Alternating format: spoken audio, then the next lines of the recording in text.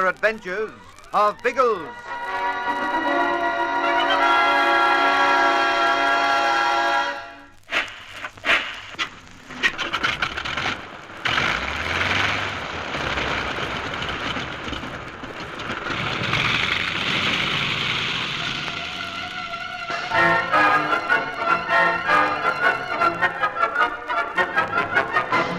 Biggles and his air police have flown to a strange island with the queer old biologist Dr. Duck, nicknamed Donald by Bertie.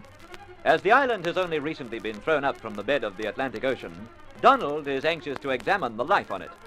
But the historian Howard Coleman is also interested in the island. He suspects there is treasure on it, hidden by pirates when the island emerged to the surface hundreds of years before. He is determined that no one else shall find the treasure and charts a plane belonging to the crooked pilot Chester Haynes. It's to guard him against these men that the air police have accompanied Dr. Duck.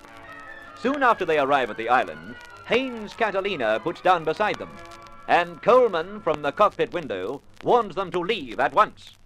I'm not joking, Bigglesworth. If you don't go, your plane will be cut to pieces. If you keep babbling like this, old reptile, you'll be cut to bally pieces. It'll be most frightfully easy to pick you off with the old pea shooter. You're covered too. All of you. There's a man hidden in my plane with a rifle trained on you. If anyone makes a move for a gun, he'll be shot. I thought you said you had a machine gun in there. I have. That's trained on your plane. If you're not aboard it and moving, in 5 minutes, we'll open fire on it. Sizzling sausages, the old crate won't be much good if it's drilled full of holes, what? I don't like all these threats. No fear. Tell him to go to blazes, Biggles. Now hold your horses, Ginge.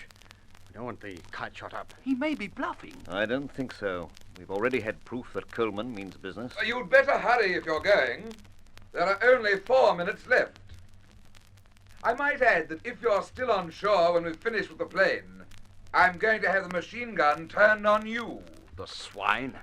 I'm going to have a pot at him. Keep your hand from your gun, Ginge. But Biggles, You'll be killed. We'll have to do something, old sausage. No good just standing here while the blooming minutes fritter away. Biggles, we've a Bren gun in our kite.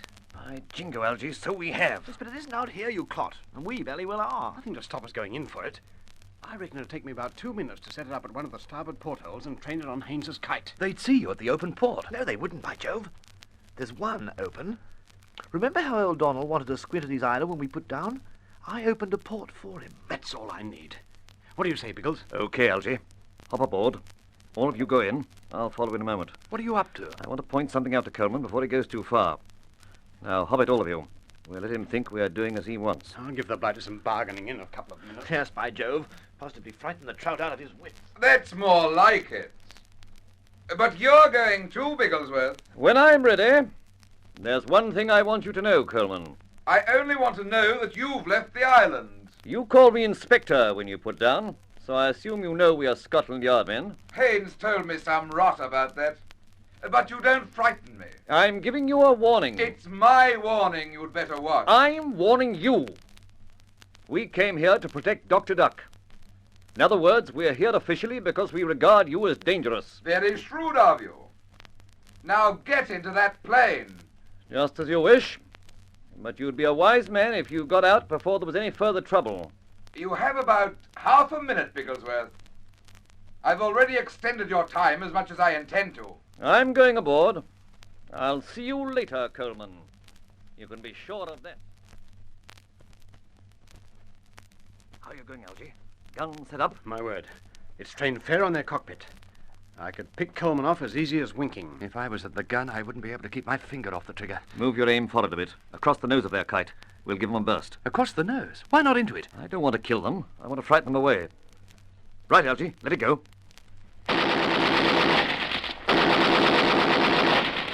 I say, sizzling sausages, did you see Coleman duck? I don't think he realized we had a gun. Give him another burst, Algy. A shade closer.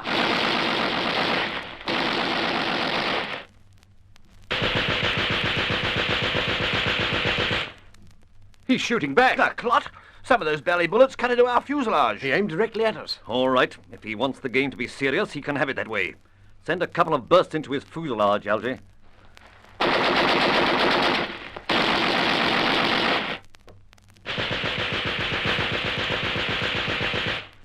The trout still want to play. Some of those bullets are ripping through us. Keep going, Algy. Belt at him until he gives up. Suits me fine.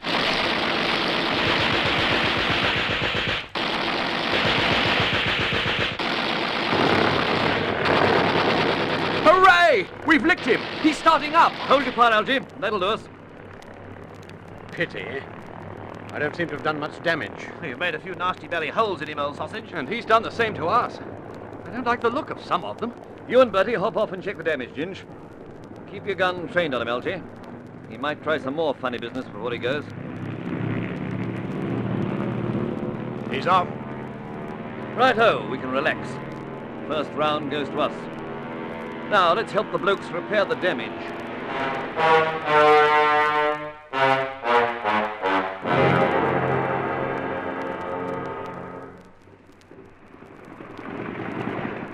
Well, that donk seems all right too, Biggles.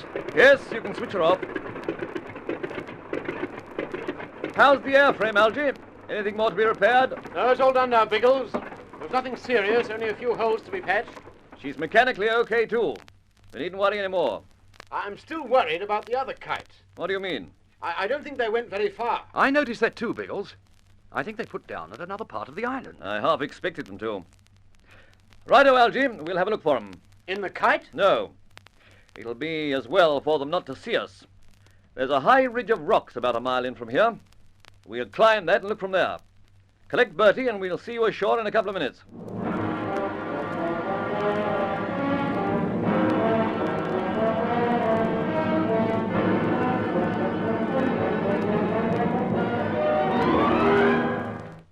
Why for the axe, old trout? Not going to chop off anyone's head, are you? Ginge suggested it. He thought we might run into a monster eel or something of the sort. We'll be lucky if we see a tadpole. You keep a good grip on that axe, Biggles. We've already seen one eel. It is a rather weird place. Notice how light the rock is. Pick up that piece by your foot, Bertie. Sizzling sausages, it is light. Why, if I cracked old Ginge over the scone with this, it'd bounce off him. That's enough from you. It looks like pumice stone. Yes, that's what it is.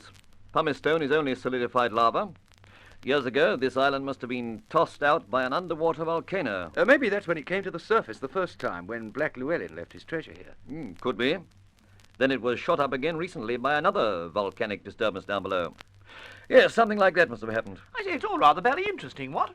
I mean to say, I'm beginning to understand why old Donald went waffling off to explore it. We'll leave the exploring to him. Push on, blokes. It's important that we should find out what happened to that other kite.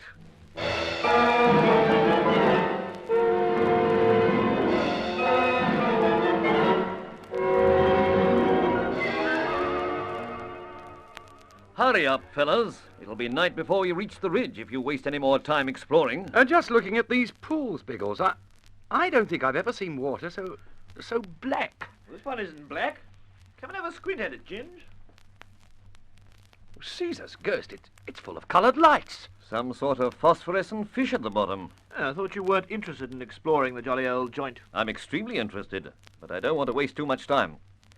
Leave it now, Bertie, and we'll get going again. I'll just grab one of these things from the bottom. Ow! Oh, quick! Help him up. Oh, you all right, Bertie? Why the blazes did you jump backwards? I didn't jump. I was very well pushed. Don't be an idiot. There's nothing in the pool to push you. It was like a blooming electric shock.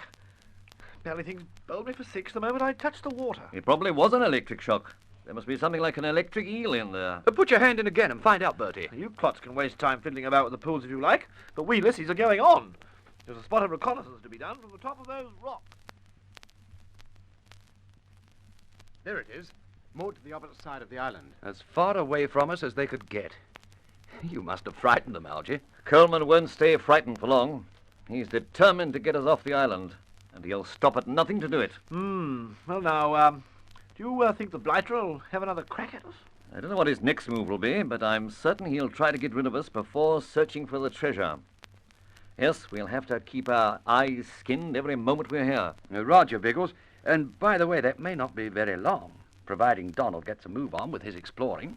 Where is Donald, by the way? How the dear old coot went waffling off with his jolly old notebook and pencil just before Coleman arrived. By now, he's probably fallen headfirst into one of those jolly old Electric Valley pools, what? Well, if he has, we'll have to pull him back. I don't like the thought of him wandering around alone now Coleman's gang are here. We should be able to see him from up here, I think, Biggles. Yes, most of the island's in view. I say, there he is. Over to the west. Where? Oh, by Jove, yes. I say, the old trout isn't far from Coleman's kite. No, he isn't, is he? And he looks as if he's hurrying towards it. Why in the heck should he do that? Of course, he's probably forgotten where we were moored, and he thinks that kite is ours. Oh, heavens, the silly old blighter's trotting as hard as he can go for the wrong plane.